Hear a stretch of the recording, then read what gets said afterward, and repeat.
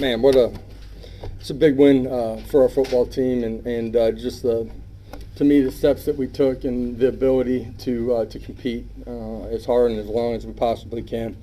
There's so much that we got to do better, coaches and players alike, in particular on offense and special teams. I thought our defense absolutely battled, second, third, and fourth quarters, and got put in a bunch of sudden change situations, handled that really well for the most part, and just were relentless all night long. Awesome to come out on top in this one against a really good football team. Players and staff need to enjoy this one tonight on the way back, and then we got to grow and learn from it here when we get back in the building Sunday and Monday. So I'll open it up with that.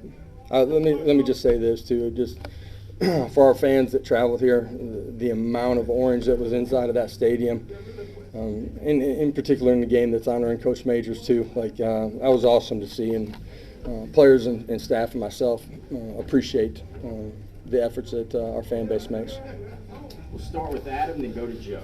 Josh, what can you say about Trey Flowers, the mistake late, and then making the big sack there in overtime? Dan, he has grown so much, and you can see that in the way he physically looks, how he approaches every day, and then that shows up in the way that he plays. And it doesn't mean that we're going to play perfect. This game ain't ever going to be perfect, but to be able to reset after that play, the look in his eyes, the defense got back in the huddle. You could tell he was disappointed, but you could see it in his eyes when he reset, and it showed in the way that he finished the football game. Josh, staying with Flowers, you guys are reeling a little bit early. You get that big play in the end zone, the pick. How big was that moment just to kind of reset you guys and get you going? Yeah, offensively early, we didn't do anything to get a drive started. We were completely out of rhythm. Defensively, weren't gap sound, didn't tackle well. We got our feet kind of underneath us a little bit after that play, and it stopped the momentum, the bleeding, whatever you want to say, and gave us the chance to get going the other direction. Big play. Austin, then David. Was there something that they were doing that you kept throwing towards success? I mean, he had 18 targets today, which is a lot. It seemed like you guys kept going right a lot, more so than that. Anything in particular? Nothing in particular. Just sometimes it's just scheme that you want to attack based on where you're getting the ball. Start drives or during the course of a drive. You look at the way Said competed. There's some things in the middle part of the game that he'd want back. But huge play at the end of the game, and proud of the way that he competed. I thought Baru did an unbelievable job playing strong and physical, and yards after the catch were critical by him. Josh, what does it say about the progress when you win a game like this with 2 fumbles and a block on it in the second half? Yeah, it says that there's a lot of learning that needs to go on because the fumbles can't happen, the block punt can't happen, and that's us as coaches and players continuing to get better, and we got to make those strides here really quickly. And at the same time, what I do love is there's a certain level of maturity that we certainly didn't have last year at times, that our kids are willing to continue to compete, and they've handled the ups and downs in the flow of the game the right way, where they continue to just reset and play the next play. So there was a lot positive in that way. Patrick, Ryan, and Wes. Coach, a couple things in the second half of the offense. What was the reason for some of the struggles and what they were doing? You guys not executing. I think the defense had 25 pressures. It was an ESPN stat most like 10 years. What can you say about the way that played? Defensive effort, just in general, absolutely relentless. I said it earlier, the second, third, and fourth quarter, that's as good a performance as I've been around in a long time. They got put in a lot of bad positions, from turnovers, short fields, to special teams. They reset, they played. They were physical, the front four, and our pressures were relentless on the quarterback all night long. Even if we didn't sack them, we were hitting them early in the ball game. Those were completions at times in the first couple of drives. I heard Coach Banks, Coach G, and I said it too. Just keep coming. You're going to get home here eventually. And I thought the overall effort from them was special. How do you assess Hendon's performance tonight? A lot of positives. I thought we were just a little bit off. He was a little bit off early in the football game, pitching and catching it. The way we attacked them early, didn't feel like we could just line up and run the football right down middle of the football field on them, and I didn't think we executed the pitch and catch very early. Some of the blocking on the perimeter screens. As the game went on, thought we handled it better. We struggled at protections that time.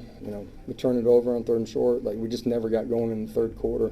We have to be better on the offense side of the football to play all 3 phases together during the second half. How much better is Aaron Beasley than he was last year, and what's left for that? Yeah, different player. I think he had a full off season and really bought in, and his mental and physical maturity is so much different than it was a year ago. His movement skills are completely different because he's transformed his body. Year 2 in our system has a much better understanding, and so his keys are taking him to play, and he's not thinking, he's anticipating and seeing and reacting extremely quickly, and because of all of those factors, he's playing the game in a different way than he did a year ago. Austin and Joe.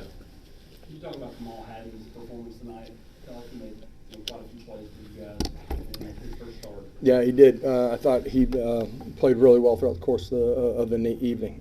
Contested plays, batted balls down on the cross-country route.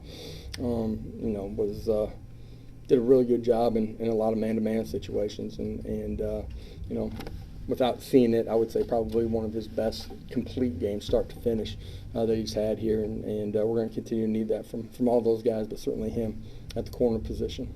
Yeah, Josh, with both those guys, and then also guys like Harris and Walker coming and making big plays, are you seeing some more depth and some guys on defense who maybe give you a different look and a chance to have a higher ceiling this year? I do think we have more depth. You're going to need all of them as the year goes on. Just as inevitably, this physical game in this league, guys get nicked up. You're going to need all of them. But when they're healthy, it gives us the ability to rotate more, play with more depth, let your kids play harder for longer, and when it's time to get a fresh body in there, we're able to do that. That's true in the second level. You talked about the star position. It's true up front too, which leads to our ability to be relentless and play the way that they did, snap in and snap down. David, then Adam. Josh, I know you and Alex and Joey have all talked this offseason about Hendon's running and kind of wanted him to be careful on that, but at the start of overtime, it looked like that was kind of the plan to go to him. Was that a result of the running backs kind of being stuck? Yeah, I just felt the way that they were playing at that point in the game, needed his legs for angles and numbers in the run game. The first one picks up a handful. Obviously, the second one, we get the holding call on. It goes around the corner. At times, his feet are going to have to be a part of what we do offensively, and some of that's designed. A lot of it won't be. And you saw some of that tonight too, where he had to pull the ball down. Is there maybe a gamer quality, big game quality to Cedric Tillman with that last catch, and knowing that they know that the ball's probably going to him at some point? We're going to keep finding out more and more about him, but we believe in him. He's a big-time player. He's got the physical maturity to do that, and just his track record is how he's continued to grow as a competitor. He believes in himself. Hendon believes in him, and our players and our staff believe in him too. Eric, Austin, and Wes. Does the growth, like in maturity with your football team, kind of help win games like today with the ups and the downs and the flows, the resiliency factor? Yeah, a year ago, a game like this, not just some of the things that we did playing, but the ups and downs, I don't think we would have handled it in the way that we would have needed to be able to come out on top, to just keep playing. And we're far from being a finished product. We got a long ways to go. Coaches and players alike to keep getting to where we're capable of being. But the growth of maturity and the competitiveness, man, it's so different than when we first took over. I told the guys in the locker room, I'm really proud of, this shows some of the things that we've been talking about, and shows their growth. I'm proud of them. You look around college football, App State wins at Texas A&M, Marshall wins at Notre Dame. Winning on the road is hard. I mean, so is that one of the big takeaways you have from this? Is just no matter, it's easy to look at the mistakes we made, but a win's a win. Yeah, this is a good football team.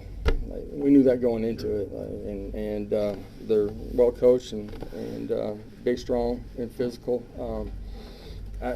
Every time you step on the field, man, they got 85 scholarships and they got good coaches too, and so you don't take any of it for granted. You can't do that in your preparation, and you can't do it after it. You got to enjoy the wins, no matter how pretty or not pretty a win might be. You better enjoy it, and they're hard to come by. So, for us to come out here and not play perfect by any stretch of imagination, but compete, like, man, we talked about that all week, man. It's going to take 60 minutes. I lied to him. I didn't know I was lying to him when I said that. But, man, the ability to just reach that and play, I'm proud of that part of it. And if we learn lessons from this and get better staff and players alike, then we got a chance to keep getting better. And at the end of the day, you're trying to be the best team on the field each Saturday that you play. Wes. Josh, I'm sure there's probably not a simple answer for this, but in terms of how you get a team from when you inherit it to becoming a team that can kind of get through a game like this and win it, where so many things go wrong and they could have turned the thing around, but they come back and win it and they maybe wouldn't have last year. How do you build that sort of thing, that culture in your program? You start by having an open dialogue with them, man, and being transparent about, what we're about and where we're going.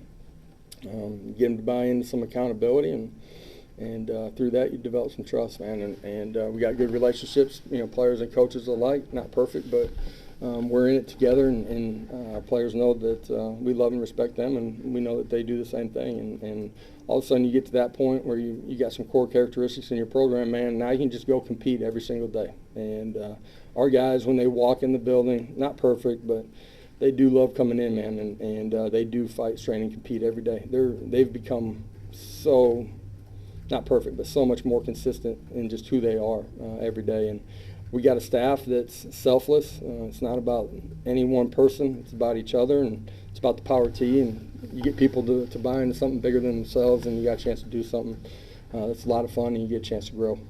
Zach in the back. Kind of speaking of your offensive coaches, your assistants, I saw some of that celebration. They were walking off the field and then with Hendon. I guess, what was that like? Yeah, I celebrated with our defensive staff in a big-time way too, man. Coach G, Coach Banks, Coach Eck, Coach BJ, Coach Martinez. I guarantee you I haven't said it enough in this press conference, but they did an unbelievable job in preparing and getting our guys ready to go to. And for our whole staff, man, this is a program win. It takes everybody, and that's from me to our full-time coach down to equipment and staff and everybody that's here on this trip, man. It's a program win. Last question, Patrick. Coach, going with program win, is it your favorite win of your team? I don't know if you have one favorite. It's my favorite win of this week. Yep. All right, we'll have players shortly outside. All right.